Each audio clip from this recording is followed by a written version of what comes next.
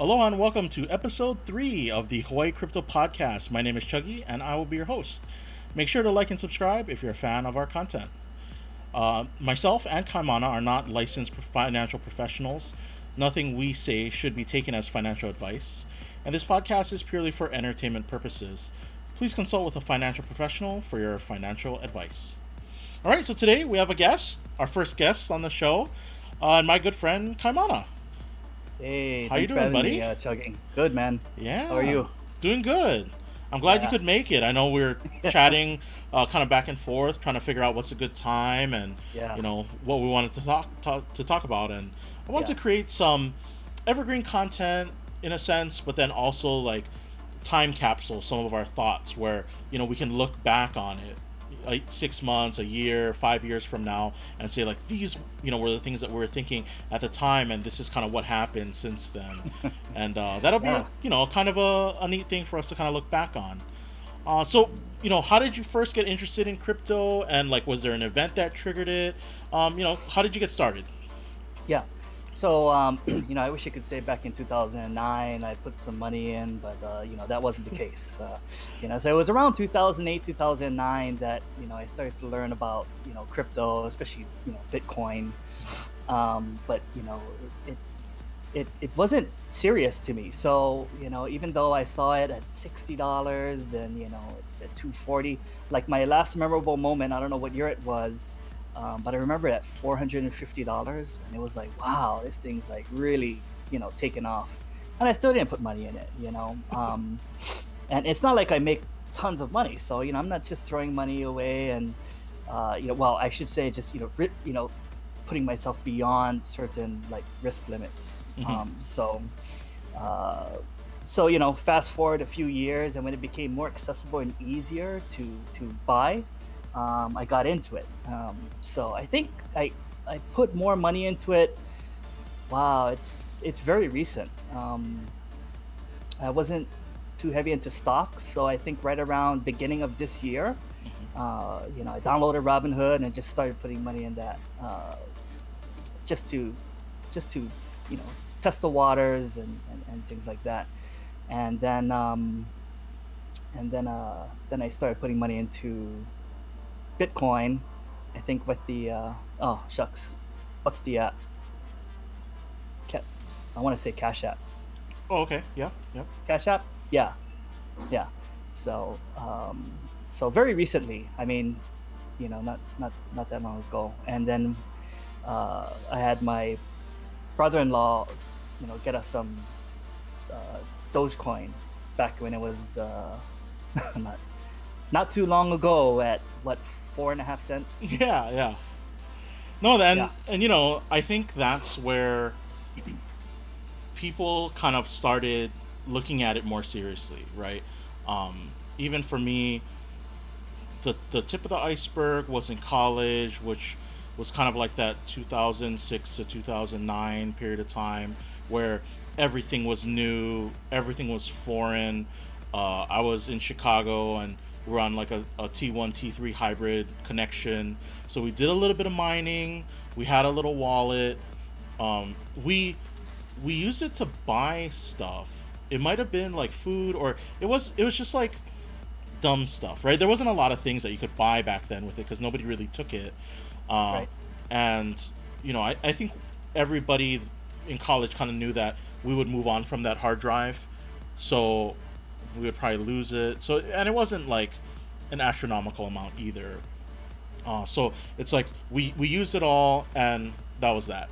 I came back home, and then when I look back at my wallet, my transactions go back to like 2016. Is when I first like put real money into it, and it was all Dogecoin. I had sold a bunch of Magic cards, and I had my profits, and I was like, I'll roll some of it into to Dogecoin. I had joined the subreddit, and I had been lurking there for a long time, and people were just like tipping each other for putting little guides together, like how to obtain Dogecoin, how to obtain Bitcoin, and like, so it was this cool little community that was really tight knit, and it was really small back then. And I was like, I'll throw some money at it, and even if it stays the same price or goes to nothing, like it's like whatever, not a big deal. Yeah. I just thought it was Yeah. cool that you could just tip each other for being like helpful and useful. Yeah. Yeah. Yeah, and that to me is probably the most exciting part about crypto. Like that's what interests me in it is the human component, and the work that I do, like a lot of marketing, work social media, and a lot of the work we do relies on that. At the end of the day, it's really people building relationships, Hmm. right? And and the monetary component to it is always kind of tricky. I mean, on the face value, like in retail, like my background is mostly retail, and so but there's something else that goes along with just paying something, paying money for something. Hmm. It's all the extra things that come along that you don't get monetarily compensated for. That's where the magic to me happens. So when we have a crypto like this and it's a meme, it's something like a joke or it's something fun. To me, that's the component. Even with Dogecoin, the fundamentals are there. They're ramping up, Hmm. uh, the maintenance on the coin, and now with how big it is, it just shows you, whether it be just Elon tweeting something or social media, momentum.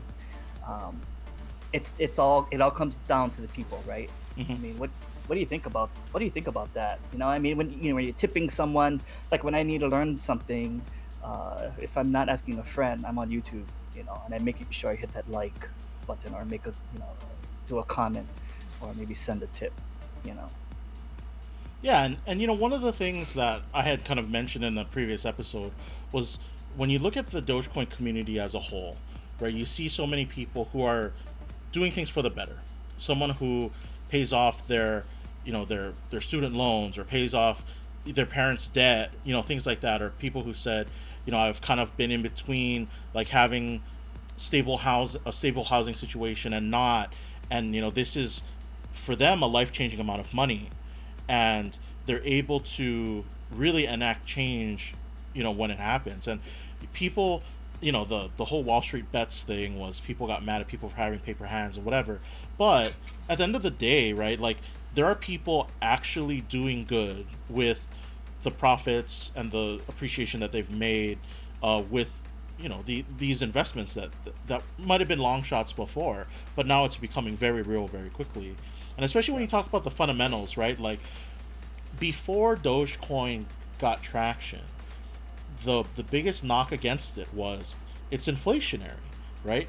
5 billion coins every year, like Yeah. clockwork. And people thought, well, it's not going to be a good store of value with that fact. But now that we're seeing the US money supply, now that we see the challenges that Bitcoin is having, especially with the number of miners that they have and how long it takes to transact, having an inflationary coin seems like kind of the long term way to go, because Bitcoin is so unwieldy to use now. And if Ethereum starts trending in that direction, it's also going to become unwieldy at that point, right? So, Yep. you know, is this going to change how other altcoins, develop in the future? Because they're figuring out that, especially if there's mass adoption like Dogecoin is going through right now, right? Like, how are we going to satiate that appetite without the price going crazy? And obviously, Dogecoin went crazy, right? So it's like, imagine if it Yep. was a deflationary coin, the price would be insanity right now. Okay. Right. Right. So what do you think are like the strengths of crypto today? I guess we'll try to rein it into, let's kind of capture our thoughts today, and then we'll talk about the future in a little bit. Yep. Yeah. Well, I think a big part of it, is maybe taking the bank out of it. We're talking about you know uh, bringing this uh, bringing this movement to the people, and it's in their hands now. From the miners, to the exchange to the people that are providing services and accepting payment with crypto, um, it's it's kind of new territory. Like I wish I knew more about my history. I wish I knew because coins. The whole idea of the coin, you know, is very it's ancient, right? I Hmm. mean, you could go to some island. I don't know where it was in the middle of the Pacific, and they carved these gigantic coins out of stone. So the idea of the value, representing itself into something has been there for a very long time. But it's only when I think you had like this fiat currency, and then you had, um, uh, you know, I don't know, maybe it was just, uh, you know, things had to scale up in order to speed up,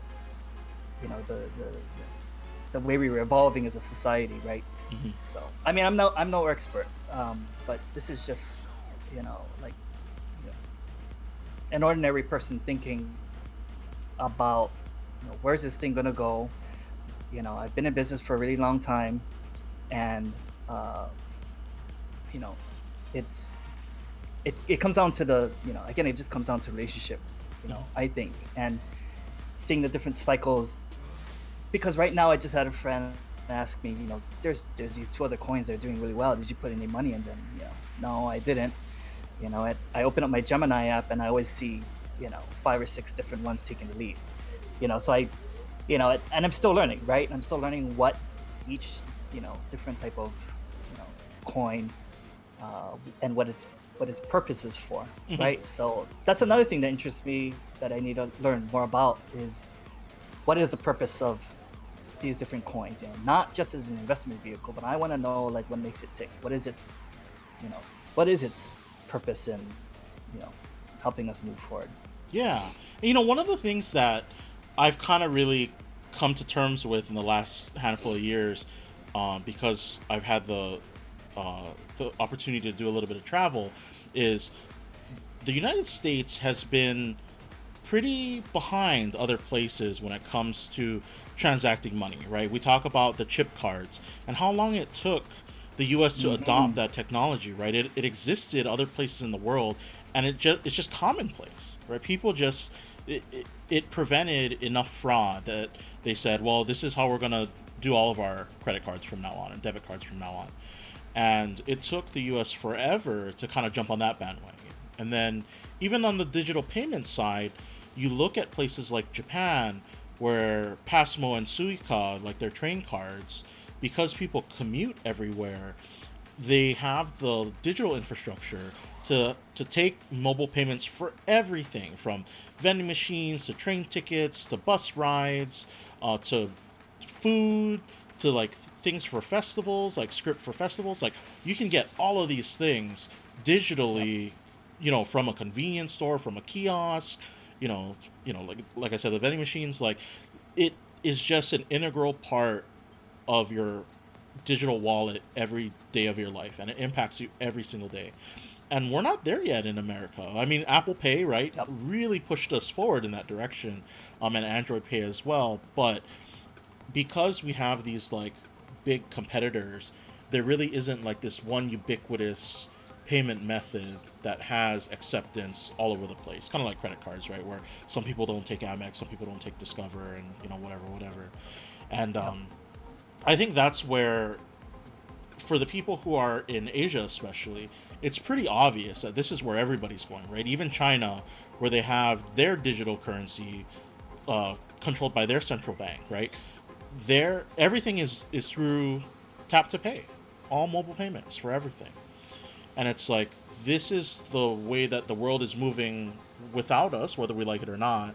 But it also means that there's opportunity for us being so slow, knowing that this is the case in other countries. It's kind of like how Amazon and eBay blew up here, and then in other places of the world they built their analog for it, right? Yep. And they profited. So, like, I think that can happen in the other direction, where we see what other people are doing in the mobile and digital payment space, and then we like play catch up. And crypto, Right. will likely play a pretty large role in that. So, what do you see are like some of the weaknesses and the threats to cryptocurrency? Hmm. Well, when I think about credit cards and these different types of payment methods that we have now, uh, a part of what helps make that move is the selling of information that's gathered from that. So you know the thing is,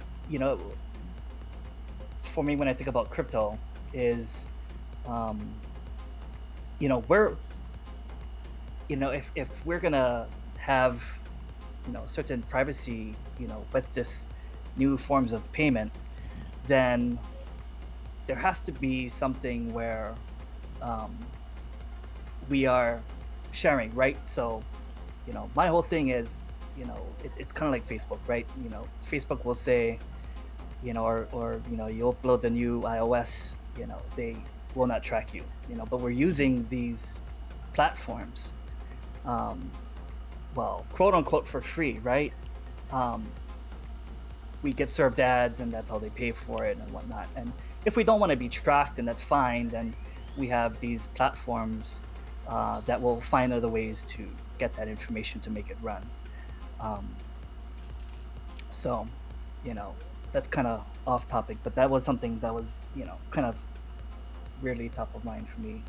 Um, I don't know, weakness, to me, like let's take Dogecoin for an example. So got some money in there. We've been watching it go up and down now. On a pretty wild kind of roller coaster ride. But if you bought in at around 25, so I bought more at 25, yeah, 25 cents, Hmm. and it was hovering around there for the longest time. Then it jumped up to 30, 35, and now it's kind of hard to imagine it going down to 40 cents, right? Yep. Um, but uh, you know, I don't know enough to say, wow, this thing just might dip back down to 10. Like who's to say, really? Yep. If some other coin blows up, I mean, just like how we have Bitcoin and Ethereum, and the Binance and Doge all of a sudden, my question is as quick as it came up, no matter how much money is in it, can it jump back way down again? You One, know? we're seeing the effect of people cashing out of Bitcoin to put it into Ethereum and Doge because they have higher ceilings, right? And Bitcoin has hit a high of 63,000, and then it dropped all the way down to the low 50s, and then it like semi recovered to the mid 50s, and now it's kind of like bouncing in between. But it seemed like people were restructuring their crypto holdings to include less Bitcoin, right? Wherever they put Yep. it, it was just less Bitcoin in their portfolio, and that really like negatively impacted its price. Whether or not that means that people are starting to hedge against like a weird Bitcoin future where mining is going to slow down and it's not going to be as profitable, who knows, right? There's a lot of criticism around that for Bitcoin, and where that's going to take us. But yeah, you're right. Like the new floor price for everything is unknown, right? But and I made the argument that when Robinhood crashed during Doge's push through 50 cents, that was I argue that that was bad long term because people didn't have the opportunity to have liquidity at that time to buy or sell. In which case a lot of people probably would have sold because 50 cents is a big milestone for them. There were people who structured their initial investment to then liquidate at a target number. A lot of people probably had 50 cents in mind, and they weren't able to, right? It was just the app crashed and nobody could do anything, so it shot right past that milestone, and it helped like fan fan the fire a little bit all the way up until 70 cents, and which also means that like the normalization falls harder because now people really want to liquidate, right?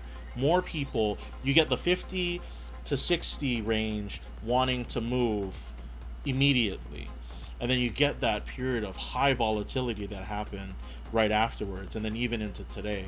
And it's Yeah. like people have such short attention spans that that sort of volatility puts the fear into a lot of people who are more inexperienced when it comes to anything digital financial related, right? Like Yeah. if they're not actively trading on through a Robinhood or you know any of the big apps, like then this volatility can scare people where they're like, oh, I need to sell before it crashes to nothing, right?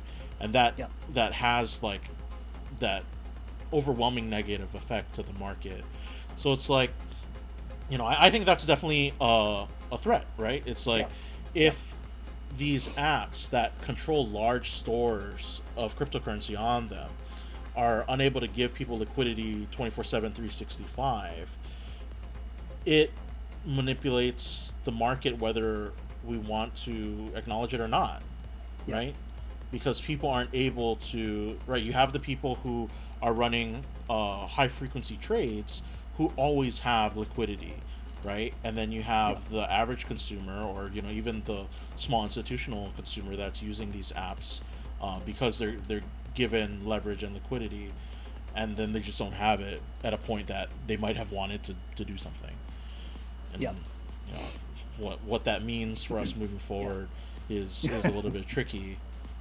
So what's kind of your Yeah. broad outlook, probably say in the next, we'll do a time horizon of like the next year or two. Like what do you think the crypto market's going to look like, how it'll grow or shrink, Yeah. and any possible guesses as to legislation, or products, right, that come out of it. Yeah. Yeah. I think, well, at some point, our local government's going to want to cash in on it. So they will have to start opening it up more, Hmm. you know, expand this sandbox that they have now. Yep. Um, and, I think, the pandemic has been an amazing uh, time for people to learn about stocks and crypto. They're deciding, uh, they're taking a harder look at how to spend their money, and more so how to invest their money, Hmm. especially when with the market now and how it's just it's so active, you know. Um, but I think it's gonna come down to what you're talking about, this liquidity and the tech behind it. If we're now putting more and more money, into crypto, we want it to uh, behave like a normal credit card, Yep. right? We need it to be available at all times. Uh, so yeah, I think at some point there needs to be a system. It's gonna be, maybe not so much an independent system, but the delivery will definitely change.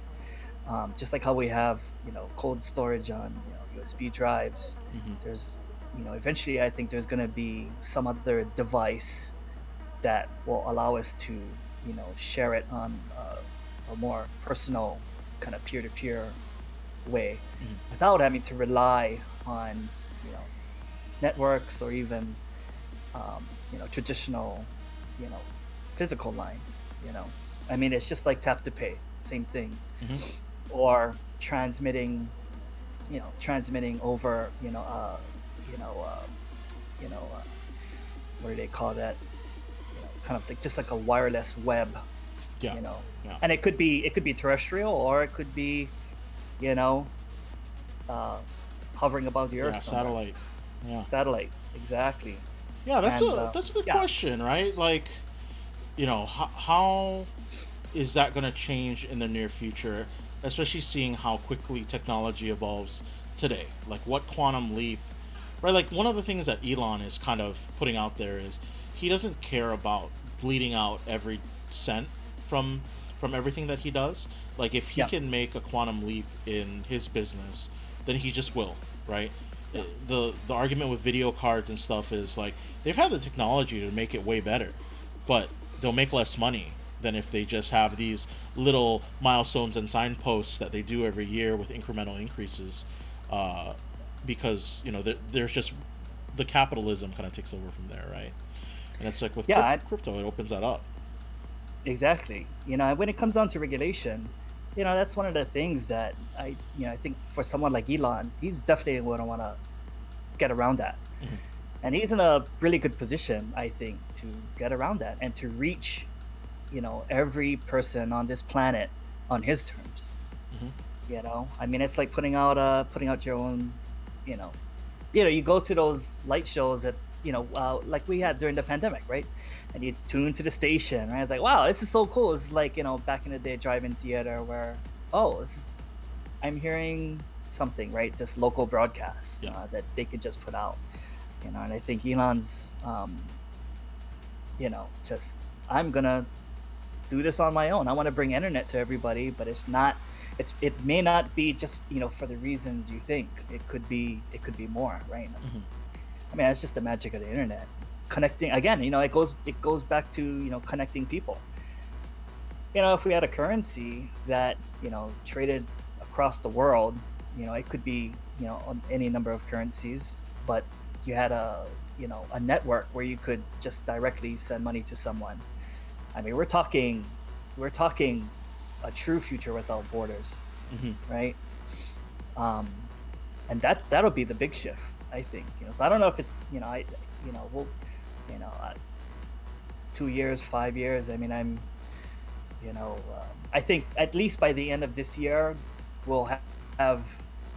I mean, look at Gemini picked up Dogecoin, and we have other exchanges picking it up. People right now, it's so novel that retailers will be looking to accept it just for the fact that it has so much action around it. Yeah. It's hot. There's Yeah. momentum. And people want to grab a hold of that. So we really need the state to lift their feet up and to see the benefits. We talk about a lottery and all these different things to make money.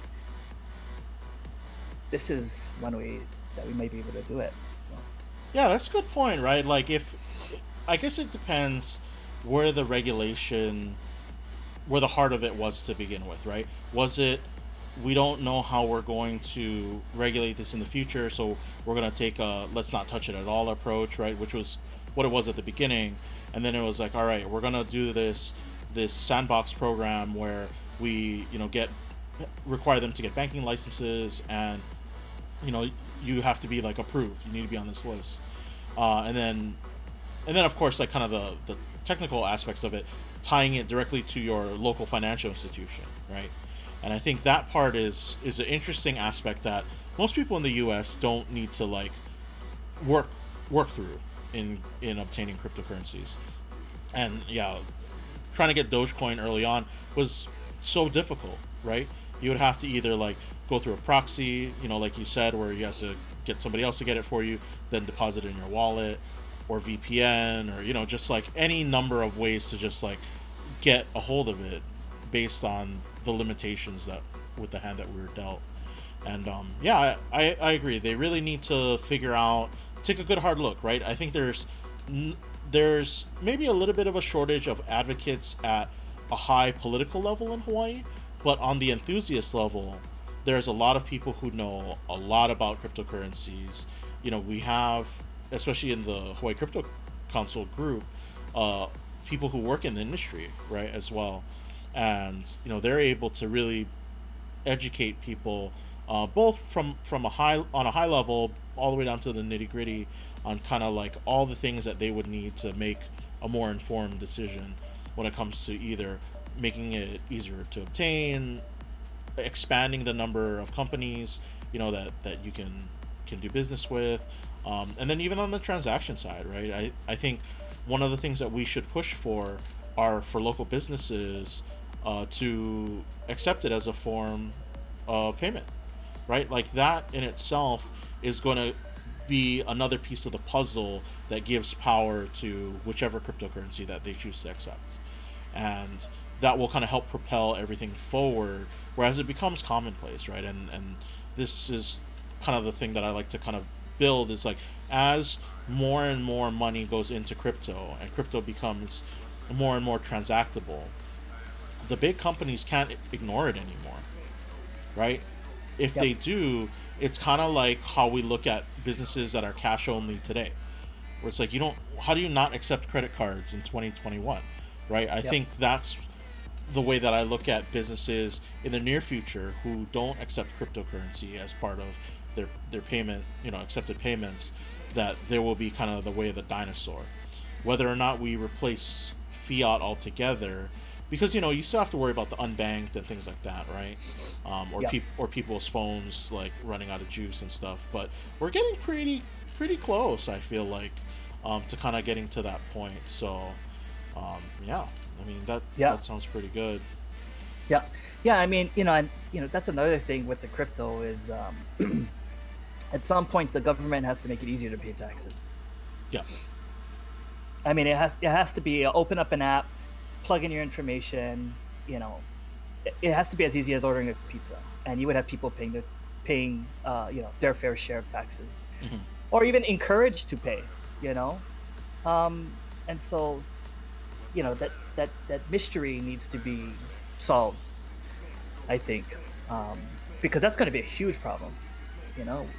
If people can discreetly, uh, you know, make money, with the crypto, then and more places accept payment. And do they track that? I mean, it begs the question yeah, of of Social Security running out. All these things happening, gig workers, right? Like people our age when we retire, we're already seeing the houseless population shoot up. yeah. Because Social Security is going downhill and whatnot. But again, I'm not an expert in that, but it's happening, right? I mean, countless articles of when we're at a certain age, you know, where's our money gonna where's our money gonna be? Are we saving for retirement? hmm Um, so yeah, Yeah, and I think part of it too is like taking a scaled back approach. When I look at it, is if they choose to tax crypto even into the future, what they do with capital gains, right? That's fine because it's just a blanket way for them to cover two different investment vehicles, right? If stocks, bonds, and mutual funds, are in one bucket and cryptos gets added to that bucket, you're like, all right, it's easy enough to figure out, right? One of the biggest complaints that Americans have is our taxes are impossibly hard to understand when you compare it to other countries, right? Um, yeah, and that would be one way to streamline it. I think on the digital tax filing side, though, there's things like Credit Karma and Mint that have, and of course TurboTax, right? That have products where it's becoming a little bit easier, where you're not having to like scratch out the math yourself like you would, you know. Attaching your schedules are easier because you can attach a PDF to it or a Word doc or whatever. So like I think we're moving in the right direction. It's just a matter of like how do you reform it on the federal side to just make it simpler, right? yeah, And on the crypto side, I think it's pretty, from my understanding at least, it's pretty cut and dry. Where it's like you have the amount that you purchase, your purchase price, then you have the amount that you cash out, and then when you cash out, you're essentially subtracting the purchase price out of it, right? So if you put in $10,000 and it went to $20,000, you realize a gain of $10,000. The 10,000 is taxed in accordance to whatever tax bracket you're in, and the associated capital gains tax. And then of course it's like two different tables: the one that's under a year, and then the one that's greater than a year. Same thing with stocks, right? If you're like actively trading, you'll have a lot of the under 1 year. If you're like yep, a sit and hold kind of guy, then you'll have the other one. So, it's yeah, just like I think in that way it's pretty it's a little bit easier to understand, right? They're not creating new tables, they're not creating new percentages for it. Uh, they're telling you pretty straight up, like you subtract A from B, and then C is going to be, your taxable amount, blah blah blah. I do wonder like how, like with stocks, it's kind of easy knowing like you bought 3 shares of Apple on this date, and then 2 years later you sold it. But like hmm with cryptocurrency, because the numbers are just like all over the place, like do you have to separate if like with you what you did, when you're dollar cost averaging and buying at 4.5 cents and then buying at 20 something cents, right, and then buying at 50 cents or whatever, when you cash out in the future, if something falls above and below the 365-day threshold, right? Like, how do Yeah. we? I'm not sure how we figured that out yet, right? Um, Yeah. but like Yeah. that is peanuts compared to like them creating a whole new system to figure out Yeah. how to Oh, for tax it. sure. Yeah. Yeah. Yeah. Yeah, for sure. I mean, it's just the interface to me. Hmm. You know, um, pull up an app and plug in information. I mean, it just should be easier. It I should be way I easier. think the apps will start sending tax documents. Yeah. I because I didn't really do anything because everything was in a cold wallet right up until this year. Like I didn't have any crypto stuff from last year, so I don't. None of the apps sent me a form, right? But I'm Yeah. assuming at the end of this year, like I'll be getting a form in the mail, most likely. Yeah. Or if not, being able to like pull up the app and then getting a PDF or something to like plug into taxes in the future.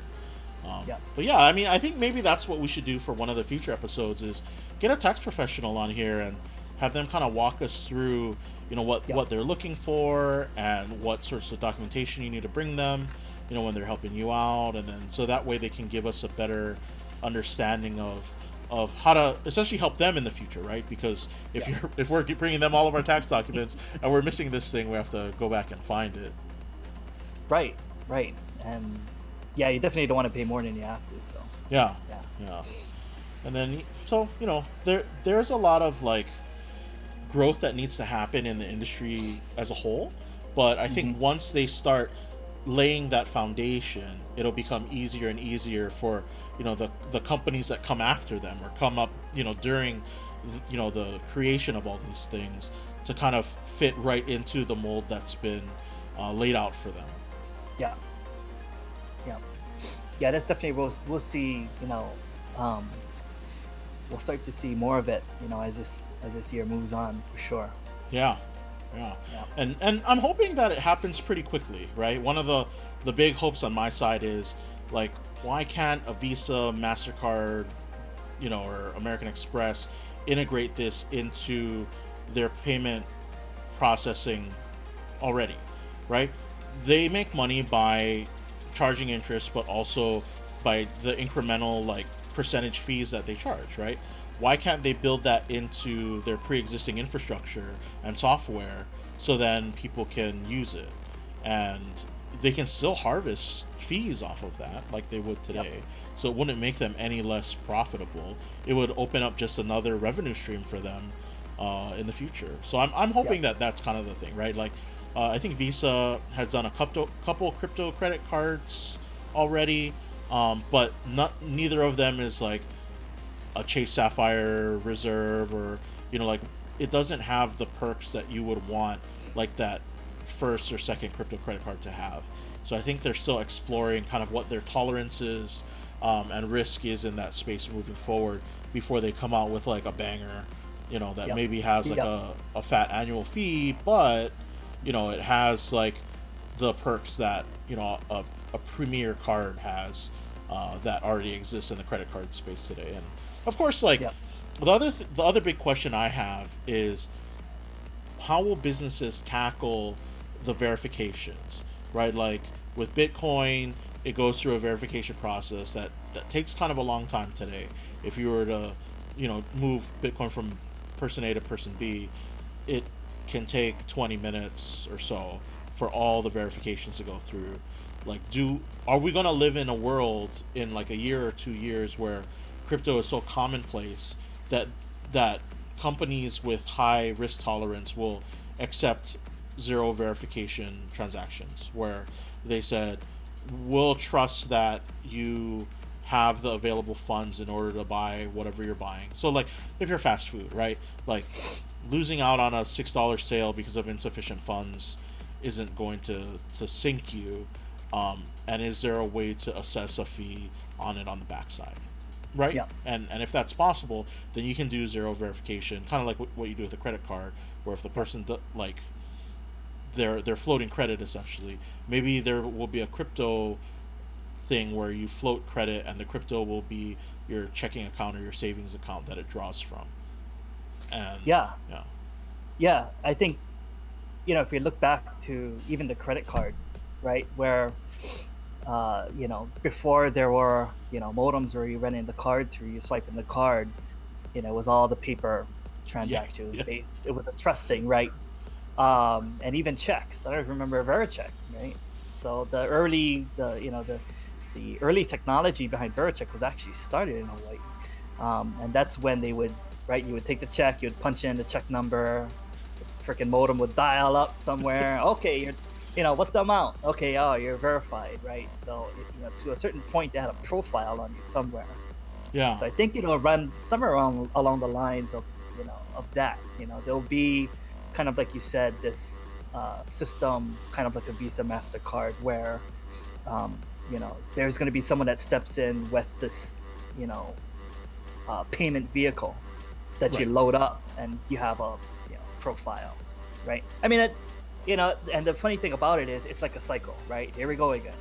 It's Yep. it's We gotta learn how to deal with this new technology again. yeah, Yeah, and it's like if you're buying things online, a Bitcoin transaction taking 20 minutes is oh nothing.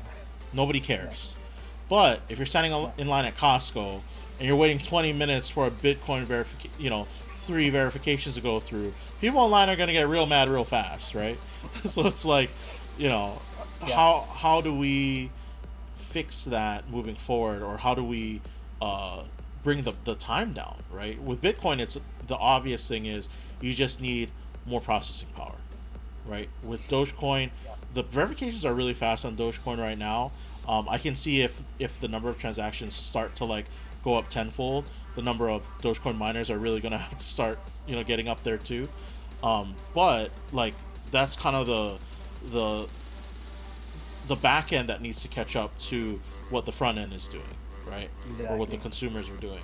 So, Yeah, we'll see yeah, kind of like how people handle that in the future, because I'm sure there's going to be either like a fail-safe solution that they put in, or a way that it's built on anonymous trust, which is what the blockchain is built on anyway, right? right. And how do we take that to the next level to then make it just more real and make it quick, right? With credit cards, it's easy because it's like you're floating imaginary funds anyway, Yeah, right? So whether it's there or not, as long as you're not over your limit, like it's not going to decline your card. yeah, Um, Debit cards, right? Obviously, it's checking to see if you have enough money in it, or if you don't have overdraft protection, then it'll just run anyway. But you know, yeah, on the crypto side, there's going to be some like figuring out to do on that end. yeah, yeah, yeah. And that's another thing about crypto that is interesting to me. It's this rebuilding of trust, right? We're using a technology to reestablish this, or find a different way to define what trust is, and in that we're all kind of working together, to make this thing work, Mm-hmm. right?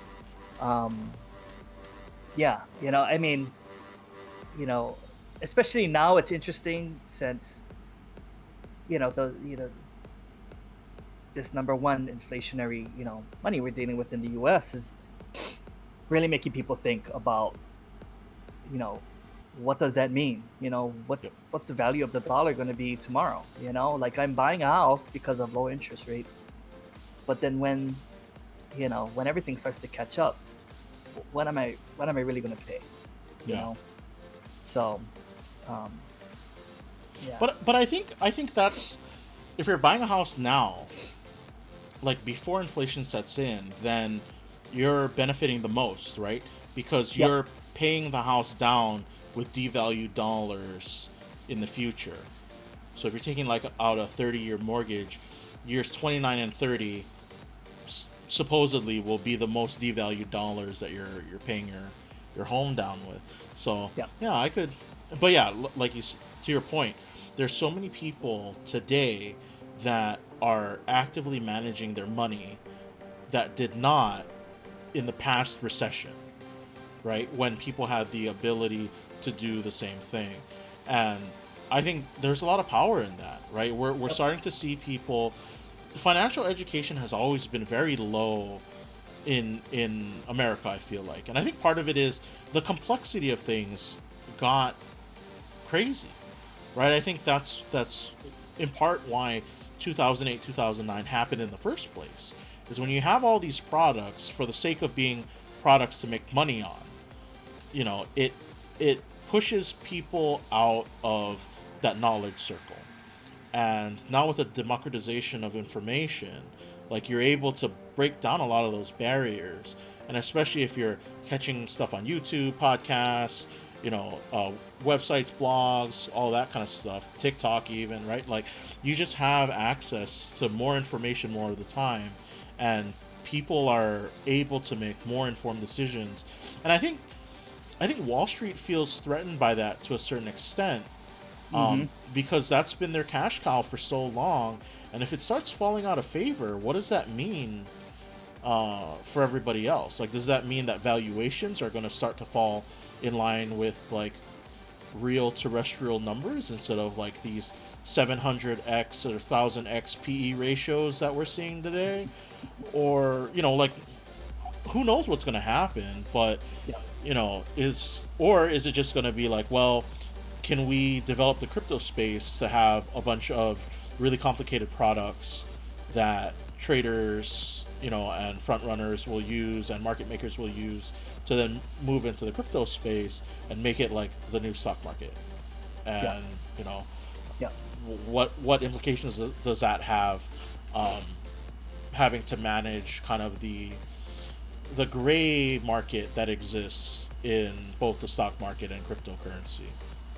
Yeah.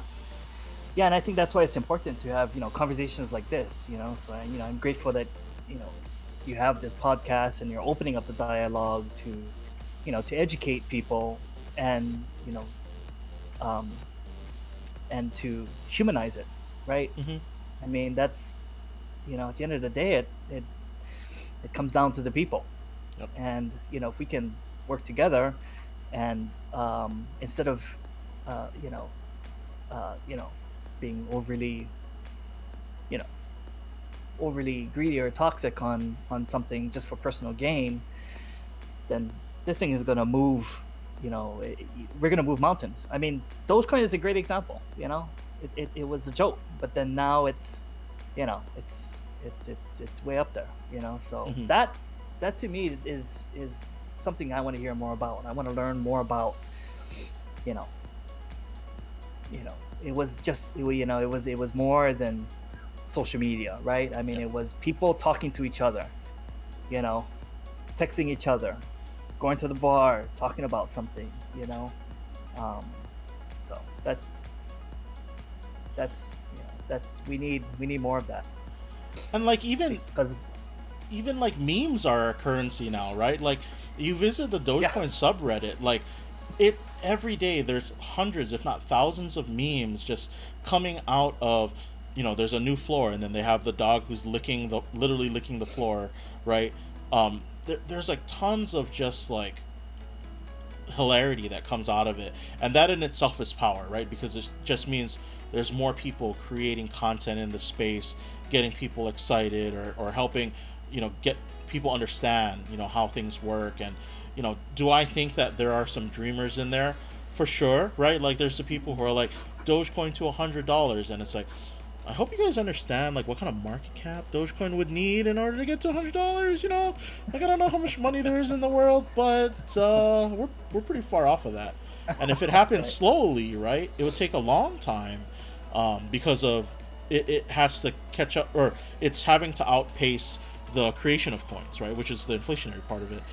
And the reason why it's jumping so fast now is like the interest hits so hard so fast that there isn't enough coins being created to help, you know, stabilize, right, the demand. So it's like it's stuff like that where Yep. there's so many positives to Dogecoin that, even when I talk to people who hate Dogecoin, I'm like, the one thing that you have to like hang your hat on is Dogecoin has a brand.